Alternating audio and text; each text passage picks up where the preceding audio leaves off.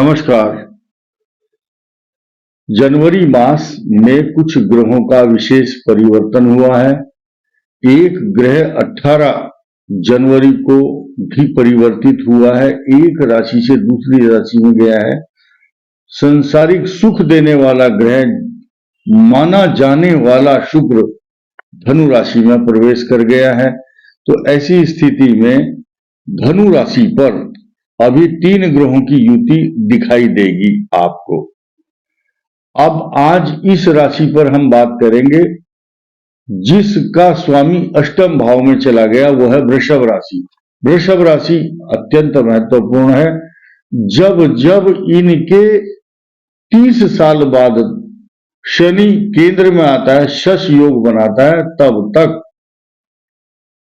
उस वर्ष वृषभ राशि के लिए अनेक उपलब्धियों वाली ऐसी तरक्की वाली बातें होती हैं जो जीवन में इतिहास बनती हैं। आइए बात करते हैं। फिलहाल हम सिर्फ गोचर की बात करेंगे। वृषभ राशि पर बुध, मंगल और शुक्र, ये ग्रह 3 जो कि घातक कह सकते हैं हम इनको।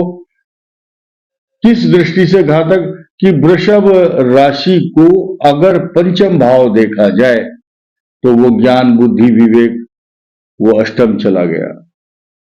अब आया मंगल, इनके द्वादश भाव का स्वामी और सप्तम दाम्पत्य जीवन स्थान का स्वामी भी अष्टम चला गया। ज्योतिष शास्त्र में अष्टम ही कष्ट देने वाला कहा गया है।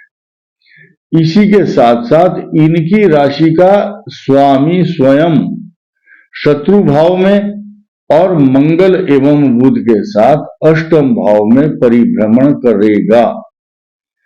तो ये स्थिति 18 तारीख से और अगले कुछ दिनों तक बनी रहेगी। ऐसी स्थिति वृषभ राशि के लिए ठीक नहीं कही जा सकती। सिर्फ इनका शनि दशम भाव जो कि भाग्य स्थान का स्वामी है, भाग्य स्थान का स्वामी इतना मजबूत है कि इनको कष्ट से बचाता है। सबसे बड़ी चीज ये है कि बृहस्पति ग्रहों का पोषण करने वाला, शक्ति देने वाला, एनर्जी, ज्ञान, बुद्धि, विवेक, संतान सब कुछ देता है बृहस्पति। वही इस समय अनुकूल नहीं है। द्वादश भाव में विचरण करना, वृषभ राशि का अष्टम भाव मृत्यु भाव, आयु का भाव, इसका स्वामी ही द्वादश में है और शनि से पूर्ण रूप से दृष्ट है। यह सिचुएशन खराब मानी जाती है, लेकिन प्लस पॉइंट कौन कौन से हैं? सिर्फ 2 हैं। और जो इनका प्लस पॉइंट होना भी सृष्टि में वृषभ राशि को अच्छी पोजीशन में लाकर के खड़ा करता है, यानी कि इनको निराश नहीं होने देगा। नेगेटिव थॉट्स भले ही आते रहें, लेकिन मन में जो इनसिक्योरिटी चल रही है वो बहुत लंबे समय तक नहीं रहेगी। क्यों नहीं रहेगी?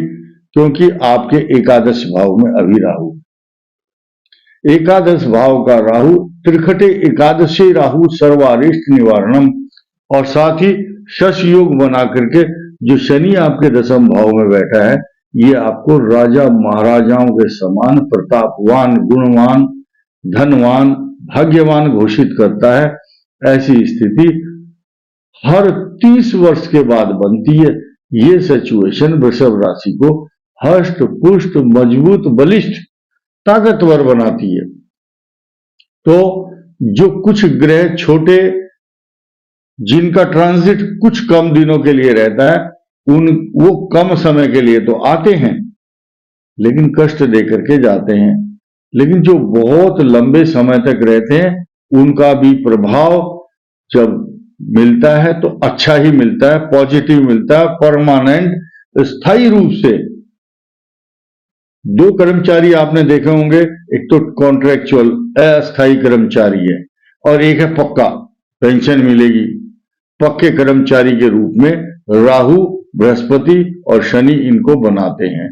तो अभी इस मास में आपके भाग्य स्थान में सूर्य है और वो केंद्र का स्वामी है, ये उन्नति देता है, क्योंकि आपका जो चतुर्थ भाव है सुख का स्थान है, उस पर गुरु की दृष्टि है, ये भी एक प्लस पॉइंट है।